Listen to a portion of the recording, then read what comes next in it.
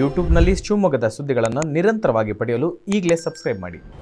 ಕರ್ನಾಟಕ ರಾಜ್ಯ ಸರ್ಕಾರಿ ನೌಕರರ ಸಂಘ ಜಿಲ್ಲಾ ಶಾಖೆ ಶಿವಮೊಗ್ಗ ಹಾಗೂ ಜಿಲ್ಲಾಡಳಿತದ ಸಂಯುಕ್ತ ಆಶ್ರಯದಲ್ಲಿ ಶಿವಮೊಗ್ಗ ಜಿಲ್ಲಾ ಮಟ್ಟದ ರಾಜ್ಯ ಸರ್ಕಾರಿ ನೌಕರರ ದಿನಾಚರಣೆ ಹಾಗೂ ಸರ್ವೋತ್ತಮ ಸೇವಾ ಪ್ರಶಸ್ತಿ ಪ್ರದಾನ ಸಮಾರಂಭವನ್ನು ನಗರದ ಪ್ರವಾಸಿ ಮಂದಿರದಲ್ಲಿ ಹಮ್ಮಿಕೊಳ್ಳಲಾಗಿತ್ತು. ಜ್ಯೋತಿ ಬೆಳಗಿಸುವ ಮೂಲಕ ಕಾರ್ಯಕ್ರಮದ ಉದ್ಘಾಟನೆಯನ್ನು ರಾಜ್ಯದ ಮುಖ್ಯಮಂತ್ರಿಗಳಾದ ಬಸವರಾಜ ಬೊಮ್ಮಾಯಿ ಅವರು ನೆರವೇರಿಸಿದರು. ಸಮಾರಂಭದಲ್ಲಿ ಜಿಲ್ಲೆಯ 20 ಸರ್ಕಾರಿ ನೌಕರರಿಗೆ ಸರ್ವೋತ್ತಮ ಸೇವಾ ಪ್ರಶಸ್ತಿ ನೀಡಿ ಗೌರವಿಸಲಾಯಿತು. ಕಾರ್ಯಕ್ರಮದಲ್ಲಿ ಸಂಸದ BY ರಾಘವೇಂದ್ರ, ಕರ್ನಾಟಕ ರಾಜ್ಯ ಸರ್ಕಾರಿ ನೌಕರರ ಸಂಘದ ರಾಜ್ಯಾಧ್ಯಕ್ಷ CS ಷಡಾಕ್ಷರಿ ಸೇರಿದಂತೆ ಇನ್ನಿತರರು ಪಾಲ್ಗೊಂಡಿದ್ದರು. ಇದೊಂದು ಯೋಗ ಸುಯೋಗ. ಮಾನ್ಯ ಮುಖ್ಯಮಂತ್ರಿಗಳು ಪ್ರಥಮ ಸರ್ಕಾರಿ ನೌಕರರ ದಿನಾಚರಣೆಯನ್ನು ಉದ್ಘಾಟಿಸೋದಕ್ಕೆ ಒಪ್ಪಿ ಪೂರ್ವ ನಿಯೋಜಿತ ಅಲ್ಲದೇ ಇದ್ದರೂ ಕೂಡ ಅವರ ಹೃದಯ ವೈಶಾಲ್ಯತೆಯನ್ನು ತೋರಿಸುತ್ತೆ. ಈ ಕಾರ್ಯಕ್ರಮಕ್ಕೆ ಬಂದು ಈ ಕಾರ್ಯಕ್ರಮ ಉದ್ಘಾಟನೆ ಮಾಡೋದಕ್ಕೆ ಬಂದಿದ್ದಾರೆ. ಅವ್ರನ್ನ ಅತ್ಯಂತ ಪ್ರೀತಿಪೂರ್ವಕವಾಗಿ ಕಾರ್ಯಕ್ರಮಕ್ಕೆ ಸ್ವಾಗತಿಸ್ತಾ, ಸ್ನೇಹಿತರೆ, ಕಾರ್ಯಕ್ರಮ ಅಧಿಕೃತವಾಗಿ ಪ್ರಾರಂಭ ಆಗ್ತದೆ. ದಯಮಾಡಿ ಎಲ್ಲರೂ ಕೂರಬೇಕು ಒಂದು ನಿಮಿಷ. ಜಿಲ್ಲಾಡಳಿತ ಶಿವಮೊಗ್ಗ ಜಿಲ್ಲೆ ಹಾಗೂ ಕರ್ನಾಟಕ ರಾಜ್ಯ ಸರ್ಕಾರಿ ನೌಕರರ ಸಂಘ ಜಿಲ್ಲಾ ಶಾಖೆ ಶಿವಮೊಗ್ಗ ರಾಜ್ಯ ಸರ್ಕಾರಿ ನೌಕರರ ದಿನಾಚರಣೆ, ಪ್ರಥಮ ನೌಕರರ ದಿನಾಚರಣೆ ಹಾಗೂ ಸರ್ವೋತ್ತಮ ಸೇವಾ ಪ್ರಶಸ್ತಿ ಪ್ರದಾನ ಸಮಾರಂಭದ ಎಲ್ಲ ಅತಿಥಿಗಳನ್ನು ಅತ್ಯಂತ ಆತ್ಮೀಯವಾಗಿ ಕಾರ್ಯಕ್ರಮಕ್ಕೆ ಸ್ವಾಗತಿಸಿಕೊಳ್ತಾ ನಾಡಗೀತೆಯೊಂದಿಗೆ ಕಾರ್ಯಕ್ರಮ ಆರಂಭ ಆಗ್ತದೆ. ಶ್ರೀಮತಿ ವಾಣಿ ಮತ್ತು ಸಂಗಡಿಗರು ನಾಡಗೀತೆಯನ್ನು ಹಾಡಬೇಕು ಅಂತ ಕೇಳ್ತಾ, ಗಣ್ಯರು ತಾವೆಲ್ಲರೂ ಕೂಡ ಎದ್ದು ನಿಂತು ನಾಡಗೀತೆಗೆ ಗೌರವ ಸಲ್ಲಿಸಬೇಕಂತ ಕೋರ್ತೇನೆ. ಜೈ ಭಾರತ ಜನನಿಯ ತನುಜಾತೆ, ಜಯ ಹೇ ಕರ್ನಾಟಕ ಮಾತೆ, ಜಯ ಸುಂದರ ನದಿವನಗಳ ನಾಡೆ, ಜಯ ಹೇ ರಸ ಋಷಿಗಳ ಬೀಡೆ, ಭೂದೇವಿಯ ಮಕುಟದ ನವಮಣಿಯೇ, ಗಂಧದ ಚಂದದ ಹೊನ್ನಿನ ಗಣಿಯೇ, ರಾಘವ ಮಧುಸೂದನರವತರಿಸಿದ ಭಾರತ ಜನನಿಯ ತನುಜಾತೆ, ಜಯ ಹೇ ಕರ್ನಾಟಕ ಮಾತೆ, ಜನನಿಯ ಜೋಗುಳ ವೇದದ ಗೋಡೆ, ಜಯ ಹೇ ಕರ್ನಾಟಕ ಮಾತೆ, ಶಂಕರ ರಮನುಜ ವಿದ್ಯಾರಣ್ಯ ಬಸವೇಶ್ವರ ಮಧ್ವರ ದಿವ್ಯಾರಣ್ಯ, ರನ್ನ ಷಡಕ್ಷರಿ ಪೊನ್ನ ಪಂಪಲ ಕುಮಿಪತಿ ಜನ್ನ, ಕುಮಾರ ವ್ಯಾಸರ ಮಂಗಳ ಧಾಮ, ಕವಿ ಕೋಗಿಲೆಗಳ ಪುಣ್ಯಾರಾಮ, ನಾನಕ ರಾಮಾನಂದ ಕಬೀರರ ಭಾರತ ಜನನಿಯ ತನುಜಾತೆ, ಜಯ ಹೇ ಕರ್ನಾಟಕ ಮಾತೆ, ಗಾಯಕ ವೈಣಿಕರ ರಾಮ, ಕನ್ನಡ ನುಡಿ ಕುಣಿದಾಡುವ ಗೇಹ, ಕನ್ನಡ ತಾಯಿಯ ಮಕ್ಕಳ ದೇಹ, ಭಾರತ ಜನನಿಯ ತನುಜಾತೆ, ಜಯ ಹೇ ಕರ್ನಾಟಕ ಮಾತೆ, ಜಯ ಹೇ ಕರ್ನಾಟಕ ಮಾತೆ, ಜಯ ಹೇ ಕರ್ನಾಟಕ ಮಾತೆ. ವೇದಿಕೆ ಮೇಲಿರುವ ಗಣ್ಯರೇ ಮತ್ತು ಈ ಕಾರ್ಯಕ್ರಮ ಬಂದಿರುವ ಎಲ್ಲರಿಗೂ ಕೂಡ ನಮಸ್ಕಾರಗಳನ್ನು ಹೇಳ್ತಾ, ಇವತ್ತಿನ ದಿನ ನಮ್ಮ ಶಿವಮೊಗ್ಗ ಜಿಲ್ಲಾ ಮಟ್ಟದ ರಾಜ್ಯ ಸರ್ಕಾರಿ ನೌಕರರ ದಿನಾಚರಣೆಗೂ ನಮ್ಮ ಸನ್ಮಾನ್ಯ ಮುಖ್ಯಮಂತ್ರಿಗಳು ಬಂದಿರುವುದು ನಮ್ಮೆಲ್ಲರ ಸೌಭಾಗ್ಯ ಅಂತಲೇ ನಾನು ಭಾವಿಸ್ತೀನಿ.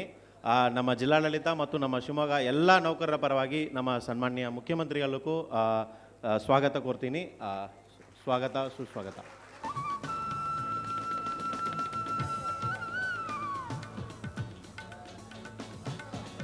ಮತ್ತು ನಮ್ಮದೇ ಜಿಲ್ಲೆಯಾದ ನಮ್ಮ ಗೃಹ ಸಚಿವರಾದ ಸನ್ಮಾನ್ಯ ಶ್ರೀ ಅರಗ ಜ್ಞಾನೇಂದ್ರ ಸಾಹೇಬರಿಗೂ ಕೂಡ ನಾನು ಸ್ವಾಗತ ಕೋರ್ತೀನಿ.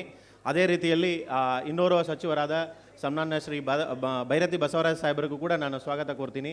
ಅದೇ ರೀತಿಯಲ್ಲಿ ಇನ್ನೋರ್ವ ಸಚಿವರಾದ ಸನ್ಮಾನ್ಯ ಶ್ರೀ ಅಶ್ವಥ್ ನಾರಾಯಣ್ ಸಾಹೇಬರಿಗೂ ಕೂಡ ನಾನು ನಮ್ಮೆಲ್ಲರ ಪರವಾಗಿ ಸ್ವಾಗತ ಕೋರ್ತೀನಿ. ಅದೇ ನಿಟ್ಟಿನಲ್ಲಿ ಇನ್ನೋರ್ವ ನಮ್ಮ ರಾಜ್ಯದ ಸಚಿವರಾದ ಲಕ್ಷ್ಮಣ್ ಸವದಿ ಸಾಹೇಬರಿಗೂ ಕೂಡ ತಮ್ಮೆಲ್ಲರ ಪರವಾಗಿ ಸ್ವಾಗತ ಕೋರ್ತೀನಿ. ಅದೇ ನಿಟ್ಟಿನಲ್ಲಿ ನಮ್ಮ ಶಿವಮೊಗ್ಗದ ಜನಪ್ರಿಯ ಸಂಸದರಾದ BY ರಾಘವೇಂದ್ರ ಸಾಹೇಬರಿಗೂ ಕೂಡ ತಮ್ಮೆಲ್ಲರ ಪರವಾಗಿ ಸ್ವಾಗತ ಕೋರ್ತೀನಿ.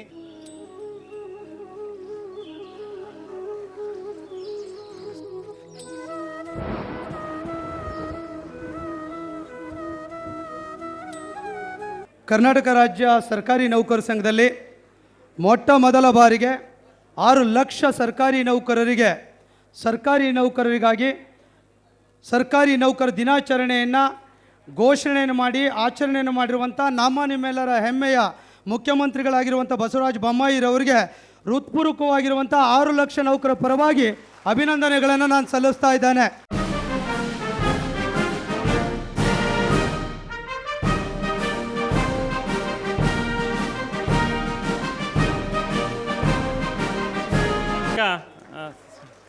ಅಭಿನಂದನೆ ಸಲ್ಲಿಸ್ಬೇಕಂತ ಕೋರ್ತಾ ಇದ್ದೀವಿ.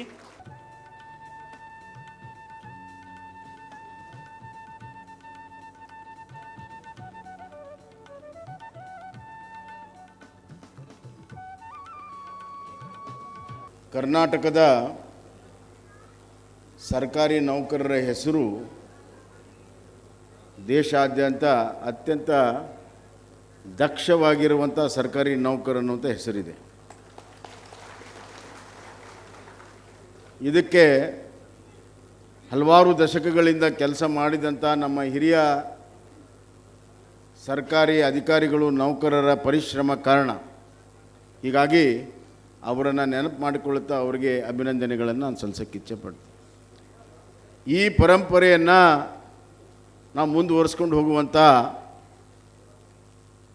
ಕರ್ತವ್ಯ ಮತ್ತು ನೈತಿಕ ಜವಾಬ್ದಾರಿ ನಮ್ಮದಾಗಿದೆ.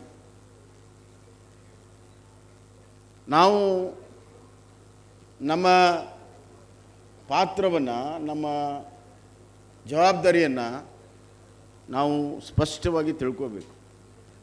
ಅಂದಾಗ ಮಾತ್ರ ನಮ್ಮ ಹುದ್ದೆಗೆ, ನಮ್ಮ ಕರ್ತವ್ಯಕ್ಕೆ ನ್ಯಾಯವನ್ನು ಕೊಡೋಕ್ಕೆ ಸಾಧ್ಯ ಇದೆ. ಎಲ್ಲಿವರೆಗೂ ಇದರ ಮಹತ್ವವನ್ನು ತಿಳ್ಕೊಳ್ಳೋದಿಲ್ವೋ ನಾವು ನ್ಯಾಯವನ್ನು ಕೊಡೋಕ್ಕೆ ಸಾಧ್ಯ ಇಲ್ಲ. ಮೊದಲನೇದಾಗಿ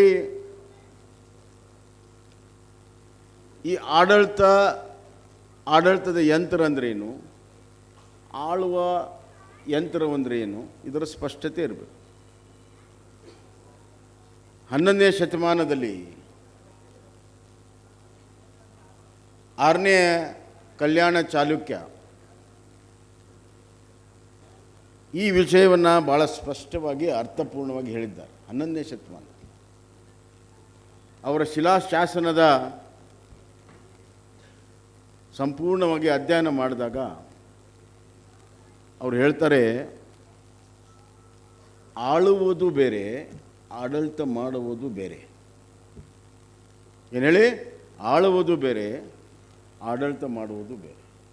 ruling is different, administration is different. ಈಗೇನಾಗ್ಬಿಟ್ಟಿದೆ, ಇದರ ವ್ಯತ್ಯಾಸವೇ ಗೊತ್ತಿಲ್ಲದಿರುವಂಥ ಒಂದು ಪರಿಸ್ಥಿತಿ ಇದೆ. ಆಳುವರು ಆಡಳಿತ ಮಾಡೋಕ್ಕೆ ಹೋಗ್ತಾ ಇದ್ದೀವಿ, ಆಡಳಿತ ಮಾಡೋರು ಆಳೋದಕ್ಕೆ ಬರ್ತಾರೆ. ಹೀಗಾಗಿ ನಮ್ಮ ಪಾತ್ರವನ್ನು ಅತ್ಯಂತ ಪ್ರಾಮಾಣಿಕತೆಯಿಂದ, ನಿಷ್ಠೆಯಿಂದ ನಾವು ಮಾಡಿದರೆ ಕರ್ನಾಟಕದ ಜನರಿಗೆ ನಾವು ನ್ಯಾಯವನ್ನು ಅಷ್ಟೇ ಅಲ್ಲ, ಸಮಗ್ರ ಕರ್ನಾಟಕದ ಅಭಿವೃದ್ಧಿಯ ಫಲವನ್ನು ನಮ್ಮ ನಾಡಿನ ಜನತೆ ಕೊಡೋಕ್ಕೆ ಸಾಧ್ಯ ಇದೆ. ಒಂದು ಒಕ್ಕೂಟದ ವ್ಯವಸ್ಥೆಯಲ್ಲಿ ಕೇಂದ್ರ ರಾಜ್ಯಗಳ ತಮ್ಮದೇ ಆದಂಥ ಮಹತ್ವದ ಪಾತ್ರ ಇದೆ. ಇದನ್ನು ಸಂವಿಧಾನದಲ್ಲಿ ಭಾಳ ಸ್ಪಷ್ಟವಾಗಿ ಹೇಳಿದ್ದಾರೆ.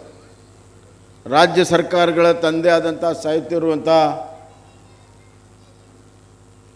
ಅಧಿಕಾರಿಗಳಿದೆ.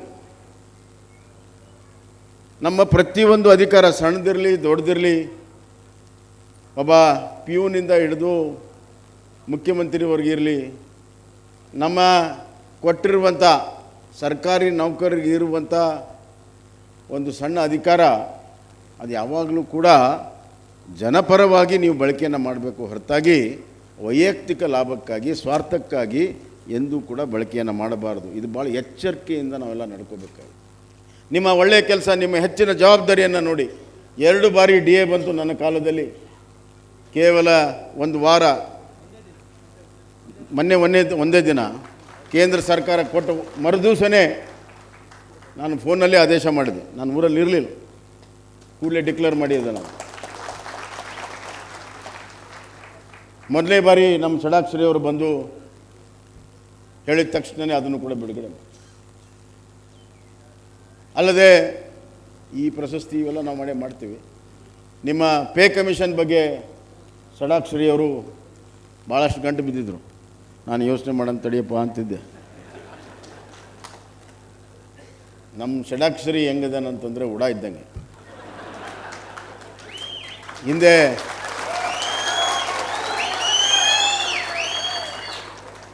ಕೋಟೆ ಹತ್ತೋದಕ್ಕೆ ಉಡ ಬಿಟ್ಟು ಅದಕ್ಕೆ ಹಗ್ಗ ಕಟ್ಟಿ ಹತ್ತಿದ್ರು ನಮ್ಮ ಕಡೆ.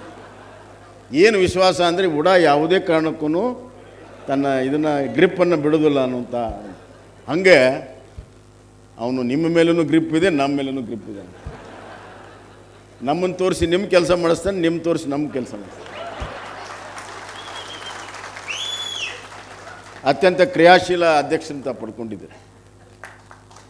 ಮತ್ತು ಇನ್ನೊಂದು ಗುಣ ಏನಂತಂದರೆ ಅವನು ಪ್ರೀತಿಯಿಂದಲೇ ಎಲ್ಲ ಕೆಲಸ ಮಾಡಿಸ್ಕೊಳ್ತಾನೆ, ನಗನಗತ್ತನೇ ಎಲ್ಲ ಕೆಲಸ ಮಾಡಿಸ್ಕೊಳ್ತಾನೆ.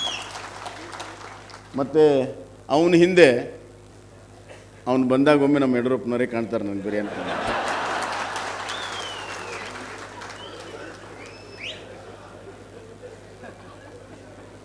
ಅದಕ್ಕೆ ಅವ್ನಿಗೆ ಟೈಮ್ ಹಗಲಲ್ಲೇ ಕೊಡೋದಿಲ್ಲ, ನಾನು ಯಾವಾಗ ಬೇಕಾದಾಗ ಅಷ್ಟೇ ಕೊಡ್ತೇನೆ. ಬಂಧುಗಳೇ, ಇದೆಲ್ಲ ನಮಗೆ ದೇವರು ಕೊಟ್ಟಿರುವಂಥ ಒಂದು ಅವಕಾಶ. ನಾವು 5 ವರ್ಷಕ್ಕೊಮ್ಮೆ ನಾವು ರಿನ್ಯೂವಲ್ ಮಾಡ್ಕೋಬೇಕು. ನಿಮ್ದು ಹಂಗಿಲ್ಲ, ಒಮ್ಮೆ ಬಂದರೆ ಅಂದರೆ 35 ವರ್ಷ ಶಾಶ್ವತ. ಹೀಗಾಗಿ ನೀವು ಪರ್ಮನೆಂಟ್ ಅಂತ ಹೇಳಿ ನೀವು ಕುಂತಲ್ಲೇ ಅಲ್ಲೇ ಕುರ್ಚಿ ಬಿಸಿ ಮಾಡೋ ಕೆಲಸ ಮಾಡಬೇಡಿ.